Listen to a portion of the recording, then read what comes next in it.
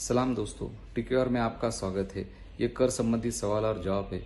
मैं इमरान शेख इस दूसरी कड़ी में पूना में रहने वाले एक आईटी पेशर से मिले सवाल का जवाब दे रहे हैं।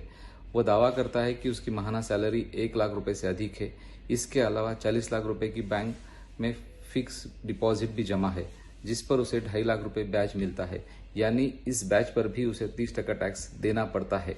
अब उन्होंने पूछा है कि क्या इन 40 लाख की फिक्स डिपॉजिट को मैं अपनी मां को या अपनी बीवी को ट्रांसफर कर सकता हूं, और दोनों की इनकम बुनियादी छूट से कम होने की वजह से 70 से 75 हजार इनकम टैक्स बचा सकता हूं। क्या यह काम करेगा?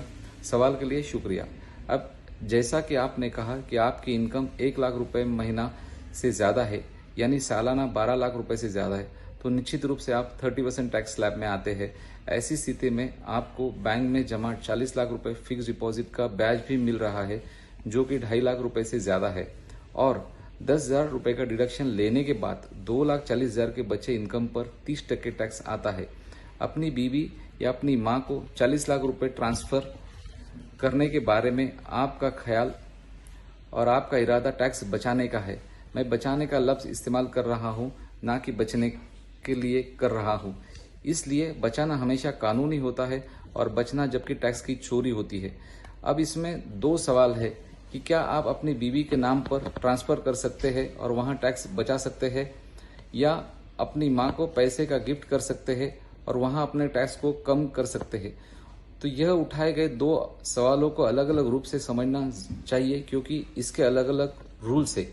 यदि आप किसी संपत्ति को अपनी बीवी को बिना किसी मुआवजे के से देते हैं और संपत्ति से आपके बीवी को मिलने वाली इनकम आपके इनकम में शामिल की जाएगी, तो मेरे कहने का मतलब यह है कि अगर 40 लाख रुपए की फिक्स डिपॉजिट को आपकी बीवी को ट्रांसफर किया जाता है और वह फिक्स डिपॉजिट पर 2.5 लाख रुपए ब्याज कमाती है, तो 2.5 लाख रुपए ब्याज आपके इनकम में शामिल होगा।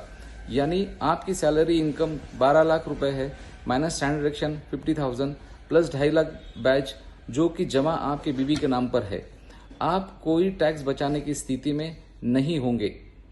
अगर अपनी मां के नाम पर इस पैसे का फिक्स डिपॉजिट को ट्रांसफर करते हैं और आपकी मां को इनकम बुनियादी छूट से कम है, उस स्थिति में मां को 2.5 लाख रुपए का ब्याज मिलेगा, और वह ब्याज जिसमें उसकी अन्य इनकम भी शामिल हुई तो भी उसे 30% टैक्स देने की जरूरत नहीं होगी।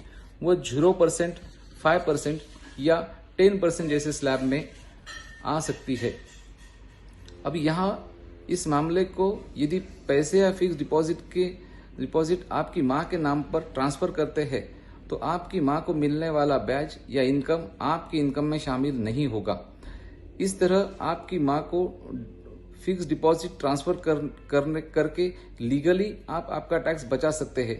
यहाँ पर एक और बात स्पष्ट की जाती है कि अगर आपकी मां को कोई भी संपत्ति ट्रांसफर की जाती है, चाहे वो मूवेबल हो या इमूवेबल हो, जैसे कि बैंक में जमा या कोई अन्य संपत्ति आपकी मां को ट्रांसफर की जाती है, तो वह किसी भी प्रकार के इनकम टैक्स के तहत नहीं आती, क्योंकि वह उसके बेटे से मिला गिफ्ट है। गिफ्ट टैक्स इनकम टैक्स में 1 अक्टूबर 1998 से माफ कर दिया गया है, जबकि इसे मिलने वाले के हाथ में इनकम के रूप में माना जाता है। हालांकि बिना किसी सीमा के डायरेक्ट रिलेशन के भीतर गिफ्ट टैक्स से मुफ्त है, तो आपकी मां को मिले इन 40 लाख रुपए की फिक्स डिपॉजिट को उसे किसी भी टैक्स का पेमेंट करने की जरूरत नहीं होगी।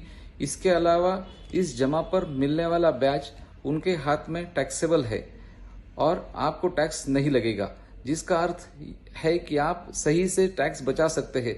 यह पूरी तरह से कानूनी है। मुझे आशा है कि मैंने आपके सवाल का जवाब दे दिया है। यदि आपके या आपके दोस्तों के पास कोई सवाल है, तो अब यह चैनल आपकी भाषा में जवाब दे रहा है। अब तक हमने मराठी, हिंदी, कन्नड़, कोंकणी, उर्दू, मलयालम भाषाओं को कवर किया है। जल्दी हम अन्य भाषाओं को भी जोड़ने जा रहे हैं। यह उचित है कि किसी निष्कर्ष पर पहुंचने से पहले अपने कर पेशेवर से सलाह ले, क्योंकि हो सकता है कि आपके द्वारा उठाए गए सवाल में पूरी मालूमात शामिल ना हो या उसके बीच कानून में कोई बदलाव हो। तो प्यारे दोस्तों, अगर आपको कंसेप्ट पसंद है तो इसे लाइक करें, इसे सब्सक्राइब करें और अपने ज्यादा से ज्यादा दोस्तों और रिश्तेदारों को शामिल करें। जी बहुत बहुत शुक्रिया।